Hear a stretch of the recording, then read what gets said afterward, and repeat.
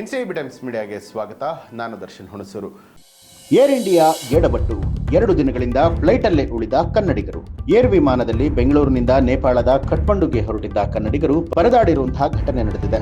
ಕಠ್ಮಂಡುವಿನಲ್ಲಿ ವಿಮಾನ ಲ್ಯಾಂಡಿಂಗ್ಗೆ ಅನುಮತಿ ಸಿಗದ ಕಾರಣ 2 ದಿನ ವಿಮಾನದಲ್ಲೇ ಉಳಿಯುವಂತಾಗಿದೆ. ವಿಮಾನವು ಕೂಡ ಎಲ್ಲೂ ಲ್ಯಾಂಡ್ ಆಗದೆ ಆಕಾಶದಲ್ಲೇ ರೌಂಡ್ ಹಾಕಿದೆ.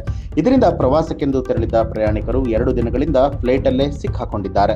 ವಿಮಾನದಲ್ಲಿ ಸರಿಯಾದ ಊಟ ನೀರು ಕೊಡದೆ ತೊಂದರೆ ಕೊಟ್ಟಿದ್ದಾರೆ ಅಂತ ಹೇಳಿ ಪ್ರಯಾಣಿಕರು ಆಕ್ರೋಶವನ್ನ ಹೊರಹಾಕಿದ್ರು. ಬೆಂಗಳೂರಿನಿಂದ ಏರ್ ಇಂಡಿಯಾ ವಿಮಾನದಲ್ಲಿ ಫೆಬ್ರವರಿ 26ರ ಬೆಳಿಗ್ಗೆ ಕಠ್ಮಂಡುಗೆ ಪ್ರಯಾಣವನ್ನ ಬೆಳೆಸಿದ್ರು. ಆದರೆ ಹವಾಮಾನ ವೈಪರೀತ್ಯದಿಂದಾಗಿ ಕಠ್ಮಂಡುವಿನಲ್ಲಿ ವಿಮಾನ ಲ್ಯಾಂಡಿಂಗ್ಗೆ ಅನುಮತಿ ಸಿಗದ ಕಾರಣ ವಿಮಾನ ದಿನಪೂರ್ತಿ ಸುತ್ತಾಡಿ ರಾತ್ರಿ ವಾಪಸ್ ಬೆಂಗಳೂರಿಗೆ ಬಂದಿದೆ.